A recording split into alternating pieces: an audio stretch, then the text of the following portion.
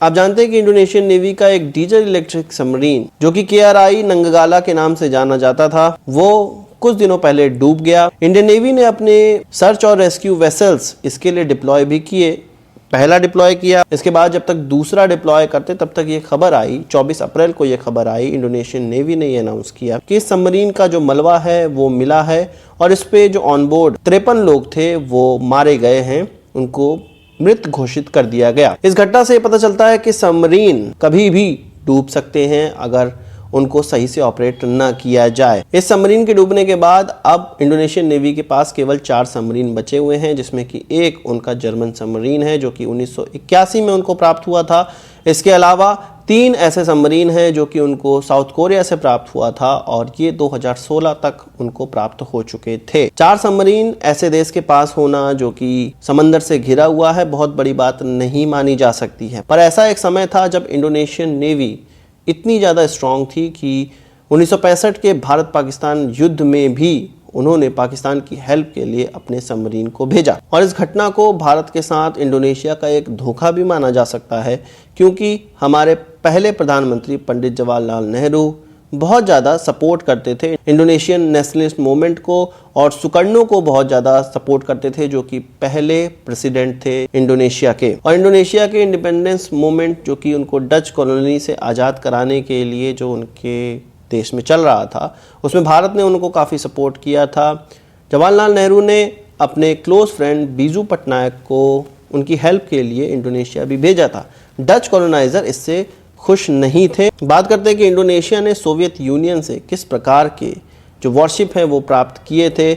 उनके पास छोटी missile carrying petrol craft थे जो कि सोवियत यूनियन से उनको प्राप्त हुए थे, डिस्ट्रॉयर थे, फ्रिगेट्स थे।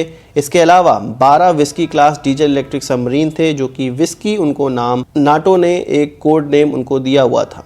विस्की सीरीज के सबमरीन वो सबमरीन थे जो कि सोवियत यूनियन ने जर्मनी के जो सबमरीन को कैप्चर किया था उस पर बेस्ड डिज़ाइन का वो सबमरीन्स थे। जो छोटे मिसाइल बोट थे वो एक रेवोल्यूशनरी वेपन थे जिसके माध्यम से छोटे छोटे बोटों के द्वारा गाइडेड मिसाइल्स को किसी स्थान पर दागा जा सकता था।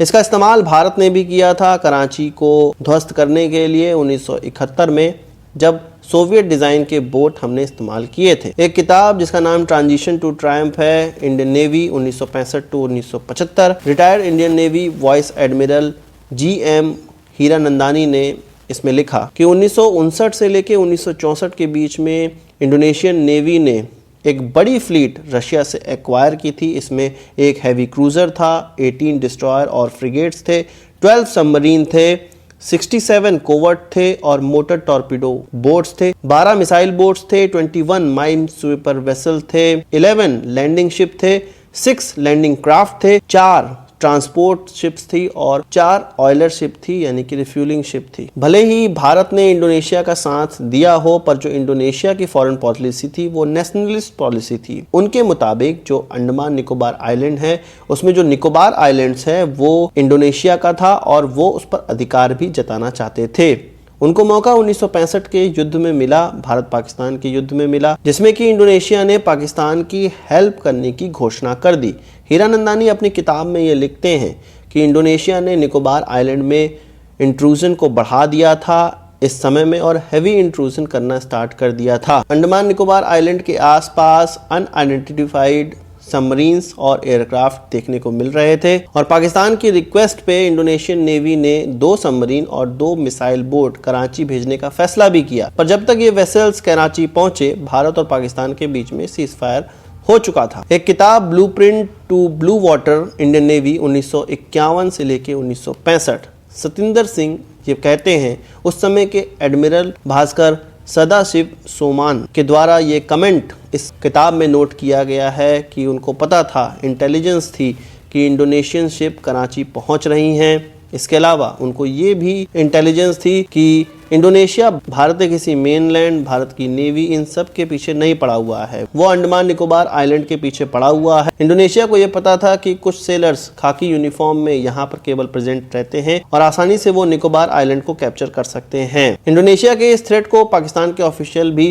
कंफर्म करते हैं। उनके एयर मार्शल असगर खान ने अपनी जो किताब है द फर्स्ट राउंड उसमें ये कहा था कि सुकर्णो इंडिया के जो अटैक था पाकिस्तान पर उसको इंडोनेशिया पे अटैक मानते थे और उनकी गवर्नमेंट ने ये डिक्लेयर किया था कि पाकिस्तान की वो हेल्प इस युद्ध में करेंगे। उस समय के इंडोनेशियन नेवी के जो एडमिरल थे उन्होंने असगर खान से ये पूछा था क्या वो नहीं चाहते हैं कि अंडमान आइलैंड्स पे इंडोनेशिया टेक ओवर कर ले। यानी कि एक तरह से इंडोनेशियन नेवी या इंडोनेशिया 1965 के युद्ध में अपना स्वार्थ ढूंढ रही थी। इस प्रकार के जो बिगड़े हुए रिश्ते थे 1967 तक भारत और इंडोनेशिया के बीच में बने रहे, जब सुकर्णो को प्रेसिडेंट पद से हटाया गया और 1974 से लेके 1977 के बीच में मैरीटाइम बाउंड्री एग्रीमेंट भारत और इंडोनेशिया के बीच में हुआ, जिसमें कि अंडमान निकोबार आइलैंड भारत का अभिन्न अंग बना हुआ है आज तक। फिर धीरे धीरे दोनों कंट्रीज के बीच में जो इकोनॉमिक टाइज हैं, कॉपरेशन है, मैरीटाइम सिक्योरिटी है, वो बढ़ने लगी और ये जो टाई है वो म्यूचुअल बेनिफिट को देखते हुए दोनों ही देशों के बीच में हुआ है, जो कि चीन है। चीन के खिलाफ यदि दोनों देश आपस में मिलकर नहीं रहेंगे तो चीन दोनों ही देशों के लिए मुश्किल का कारण बन सकता है। इस कारण से भारत और इंडोनेशिया के बीच में जो अभी टाई बना हुआ है वो देखने को मिल रहा है। आज की इस वीडियो के लिए बस इतना ही। आशा करता हूँ कि वीडियो पसंद आया होगा, आप इसको एक बड़ा थम्स अप जरूर देंगे। इस वीडियो से मन कोई सवाल सुझाव हो कमेंट बॉक्स में जरूर लाइएगा और यदि आपने हमारा चैनल तो सब्सक्राइब नहीं किया उसे भी कर लीजिए, क्योंकि हम इस प्रकार की वीडियो लाते रहते हैं। नमस्कार, थैंक यू।